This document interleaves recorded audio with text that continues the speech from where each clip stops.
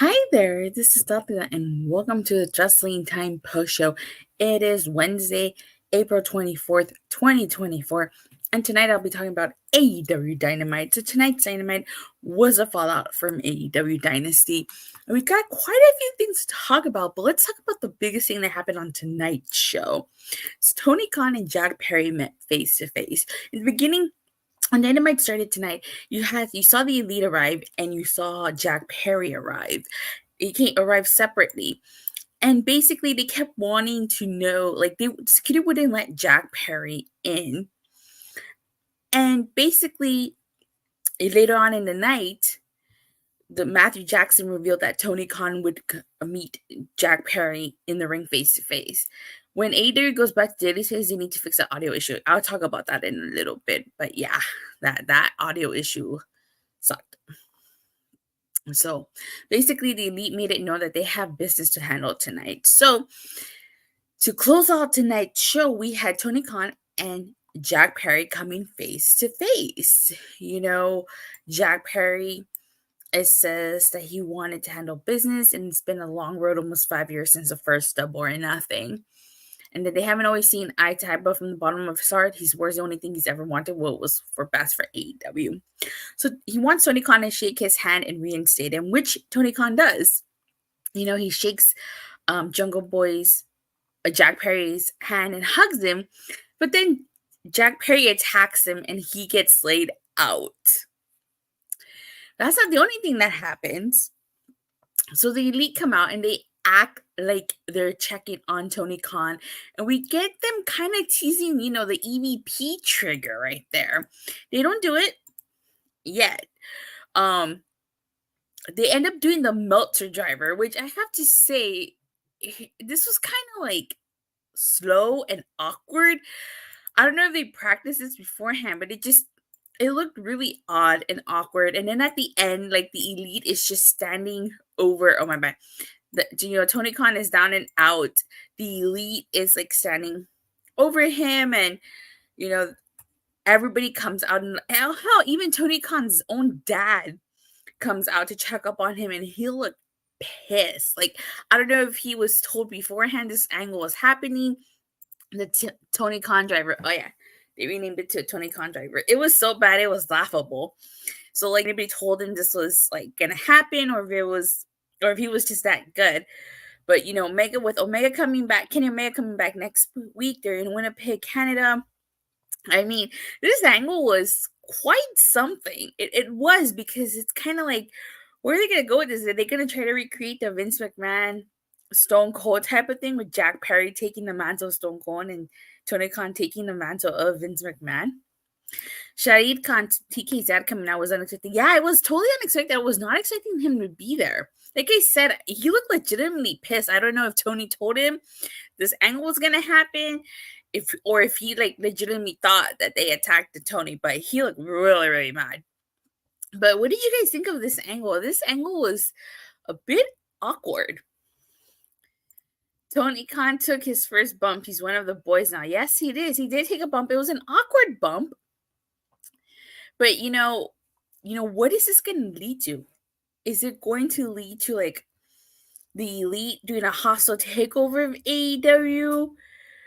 Are we going to see like AEW's own version of Austin McMahon here? Like, this is kind of interesting. But I thought the ending was a little awkward. I didn't know what to make of it, honestly. And I apologize for the car horn. Tony Khan's bump will be a meme forever. This segment was worse than the Massey Bro showing the Punk footage of a couple weeks ago. You know, yeah, this was something, I will say that. But what did you guys think of this? Were you guys impressed by that? Sorry, the car alarm is outside. Wild predictions. Tony Khan might bring in Motor City Machine Guns. Who knows? The Bucks and Okada better than them. I'm ready to stop watching and they keep this crap up. All right. You know what, Io? That's an interesting point because I thought the Motor City Machine Guns were going to show up on AEW Dynasty. They didn't. So, and they do have history with the Young Bucks, or should I say, Generation Me. You know, and they did team up with Okada when he came back to TNA. It's not my car alarm. It's the neighbors. It's outside and my window is open. So who could be the third person with the Motor City Machine Guns? Maybe Jay Lethal?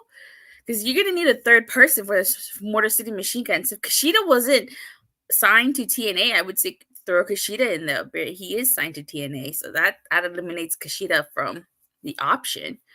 But yeah, that would be interesting to see if this is how things go down. What, in a hostile takeover by the Elite? Oh, you know what?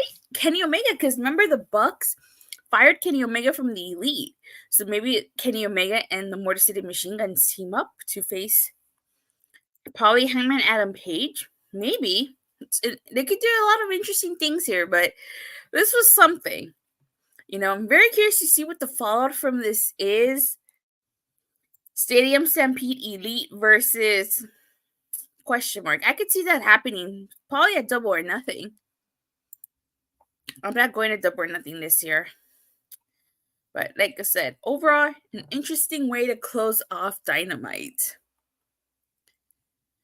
All right. Let's see. Omega just had surgery. He's not going to be back for a bit if rumors are to be believed. Well, they did advertising for next week, so even if he does show up, he doesn't have to do something physical. But if they want to incorporate Omega into this angle, they should, kayfabe tag Kenny Omega here. Or do something with Kenny Omega. Definitely. So after the Elite showing up to open Dynamite, the first segment was a best friend segment. Trent attacked Orange Cassidy before he even came down to the ring. This was an interesting way to open Dynamite. I was not expecting them to do this. I was thinking that they were going to open with Swerve Strickland. Maybe how come Willow got a championship celebration and Swerve Strickland didn't? Is he going to get it next week? But kind of an odd choice to open with this and not your AEW World Champion. Your new AEW World Champion.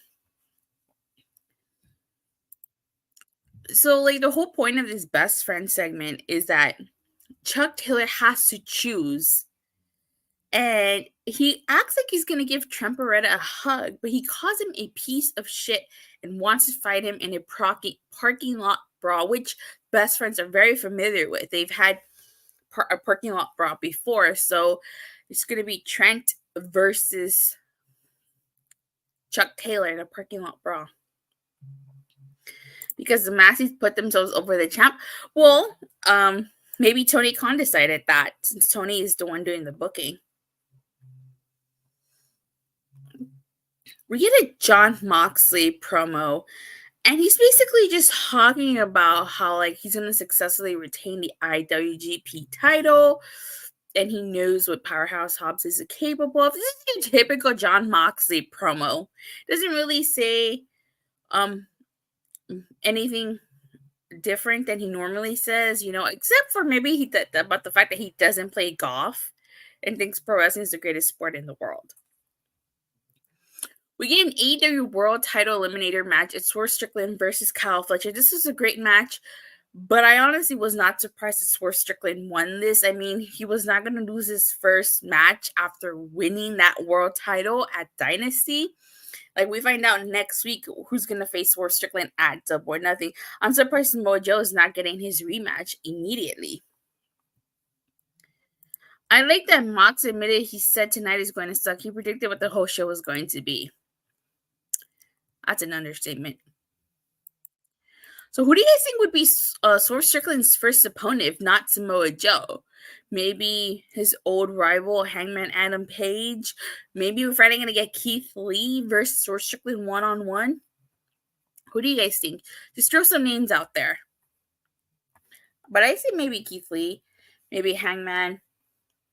Or not Joe. We get a Thunder Rosa interview, and she's basically talking about how Deanna got in her business it will be Paige. I can see that being Hangman Adam Page and how she got kicked in the ovaries. And basically this sets up Deonna Purrazzo versus Thunder Rosa on Rampage. Now, if you guys are not aware, this wouldn't be the first time Deonna Purrazzo faces Thunder Rosa. Back at Slammiversary 2021, when Deonna Purrazzo was Knockouts champion, she actually defended and successfully retained her Knockouts title against Thunder Rosa. So it's not the first time they're going at it. And I think Thunder Rosa, I mean, don't get me wrong, I like Thunder Rosa, but I like Deonna Purrazzo too. I think Thunder Rosa needs to be reminded what happened the last time she faced Deonna Purrazzo. We get Anna Jay versus Mina Shirakawa. I think that's how you say it.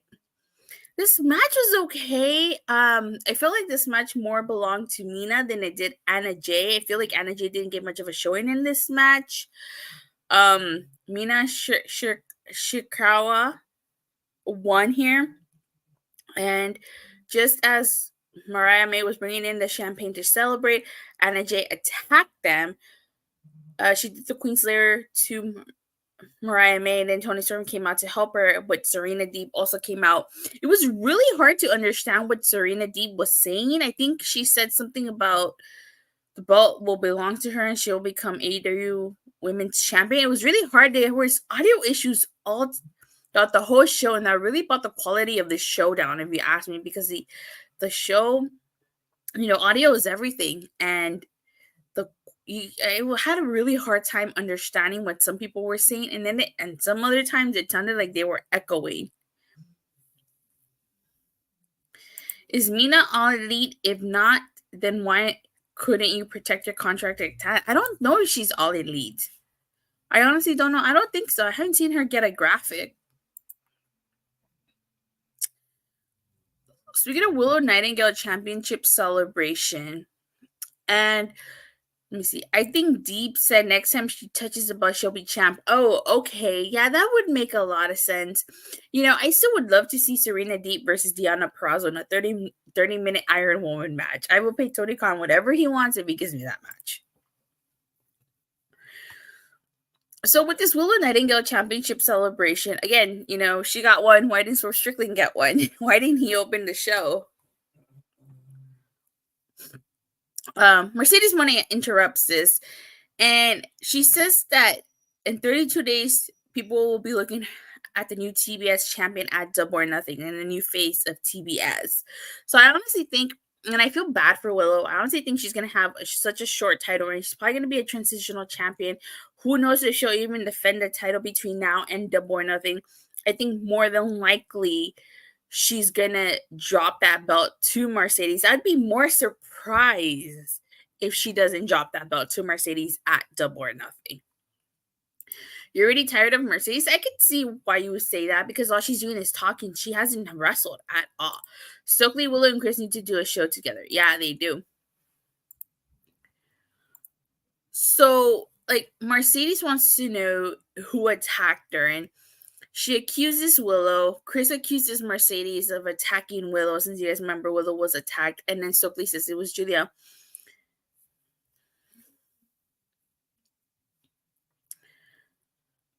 And, they talk about their New Japan Strong title match, which is a match that Mercedes injured her ankle. And Willow talks about how there's an asterisk next to that title win because she'd wondered herself if she could beat Monet at 100%. And that she wants Mercedes at 100% because she wants to show Monet that she can beat her and why she's a TBS champion. So an interesting thing here is as Mercedes is walking away, Chris Statlander grabs her and she stops Willow thinking it's her. So I honestly think it was Chris Statlander that attacked Mercedes Moné when the lights went out. I almost bet money that Chris Statlander attacked Mercedes and Willow. I honestly think it was. It would make sense. Willow won the TBS title. And they were kind of hinting at that anyways. So, I honestly think it's Chris Statlander. More than likely, it was her. Again, I feel like the obvious choice is the answer here. So we get the Casino Gauntlet match. This match was pretty interesting. It had some cool spots. I feel like one of my favorite spots in here was when Lance Archer came out and you had Commander do that Hurricanrana to Lance Archer, and then he went through the table. Like Will Ospreay's face upon seeing Lance Archer was hilarious. You know, because him and Archer have history together. Will Ospreay and Jay White also have history together. That Spanish fly that Ospreay did to Dante was cool. So I noticed that, like, Will Ospreay kind of hesitated to do that Tiger Driver 91, and he brings that up later on in the interview in the Don Callis family, which I'll talk about in a bit. But Will Ospreay won after he hit the hidden blade to Commander, and Undisputed Kingdom come out, and he basically, like, Roderick Strong confronts Will Ospreay. He's just staring at him. So I think Will Ospreay's probably going to beat Roderick Strong. I don't think Roderick Strong is going to beat Will Ospreay unless, like, all of the entire Undisputed Kingdom get involved here. But I honestly think that he's winning. He's winning that belt. It should be a good match. We get the learning tree. Chris Jericho. He's cuts a promo and he starts talking about the younger generation and taking them to the next level and how Terry Funk told him that. He talks about how Hook needed to dump that baggage, such as his dad and Shibata.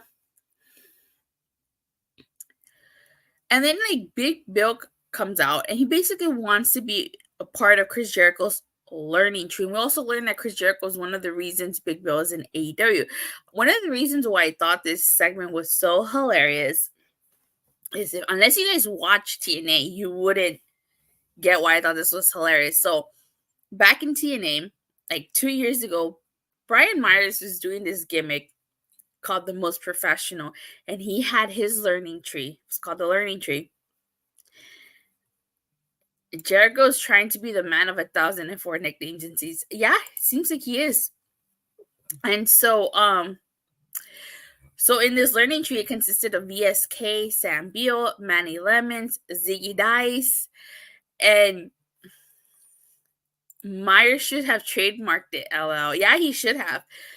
And the reason why I bring this up is because there was this one match where it was an 8-on-1 handicap match. It was the learning tree versus W. Morrissey. And W. Morrissey defeated the 8 members of the learning tree. And W. Morrissey is Big Bill. So I thought this was so hilarious. Chris Jericho came off as a children's TV host here. Okay, I can see why you say that. Because W. Morrissey defeated Brian Myers' learning tree, and now he's trying to join Chris Jericho's learning tree, which I thought was hilarious.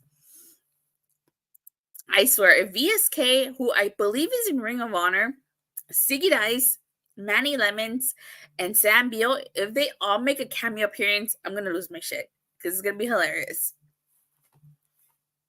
You know, so going to be the next Mr. Rogers. But what did you guys think of this segment of Chris Jericho's learning tree? Io, if you're still in the chat, let me know what you thought of it, especially because you and I watched TNA. What do you guys think of Big Bill aligning himself with Chris Jericho? I mean, like, is Ricky Starks? I think Ricky Starks is injured, right? Because, like, he was tag teaming Ricky Starks. Learning tree sounds like something you would hear in a Disney film. Really? I miss, now that we're talking about the learning tree, I miss Brian Myers' learning tree of the most professional vignettes. Not me with TNA. You don't watch TNA, so you didn't see that whole feud. So next we get a Don Callis family interview, and Don Callis is basically asking Will Ospreay about the Tiger Driver 91, why he didn't do it on Kyle O'Reilly. And if you guys watch Dynasty, when he did it to Brian landed wrong. And it looked like he got injured. Thank God nothing serious happened to Brian, but Ospreay brings that up. He says he doesn't want to do the move anymore after what happened with Bryan. It's gotta go. And like Don Callis seems like he just does not give two shits about Kyle O'Reilly's neck injury, because he keeps telling Will Ospreay that he needs to do the move regardless. And it seems like Don Callis is not happy with Kyle Fletcher, because when Kyle Fletcher interrupted him, he said, who is he to talk about winning matches? Because, you know, he lost to Swerve Strickland earlier in the night. So maybe Don Callis family might start to fall apart after that. Who knows? Because he made it seem like he wasn't too happy with Kyle Fletcher at all. And he's trying to force Will Ospreay to use this move that he doesn't want to use anymore. We get the IWGP title match. It's Jon Moxley versus Powerhouse Hobbs. This match was okay. Wasn't like too bad, but it was no surprise Jon Moxley won. And then like at the end, Konosuke Takeshita comes out and he does that gesture, that belt gesture, while he's staring at Jon Moxley. So I feel like he's the next one that's gonna probably face Jon Moxley for that IWGP title. But this was the first time, according to commentary, that the IWGP title was a recent match. Not a surprise Jon Moxley won. I'm gonna stop there because I already talked about what closed the show.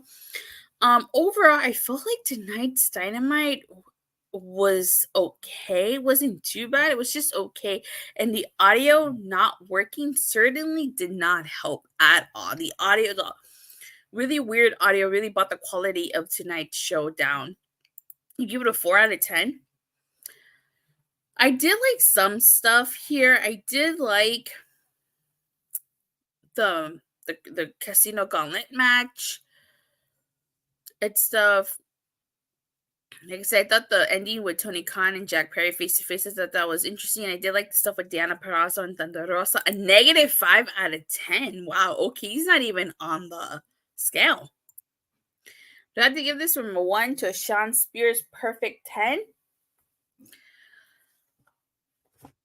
While this did have some good stuff in it, I just felt like with the audio quality and just not opening with Swerve Strickland and him not getting a championship celebration and stuff like that, I have to bring this down a bit. I'm going to be generous and give this a 6 out of 10. It was not a bad Dynamite, but it also wasn't a great Dynamite. But with that being said, you guys, thank you guys all so much for watching. You're being way too generous. Yes, I am being way too generous. Thank you guys all so much for watching. And for continued support, please don't forget to like and subscribe. Make sure you hit that bell so you get notified whenever I go live or release a new video. If you like TNA, let me see. There were 36W's Nitro way better than tonight's Dynamite. Okay. If you like TNA, you can catch me tomorrow on Body Slam for my TNA review as I talk about the fallout from Rebellion. I was actually at the Rebellion and at the tapings, and I did upload some clips on my YouTube channel from Rebellion, so feel free to check that out. I will probably be uploading some more clips. You know, I don't want to spoil anything for you guys, so I'm holding off on some stuff. But feel free to check that out. If I don't see you guys tomorrow on Body Slam, I'll definitely see you guys here Friday after SmackDown. So with that being said, I'll see you guys Friday or tomorrow on Body Slam and here Friday after SmackDown. Bye.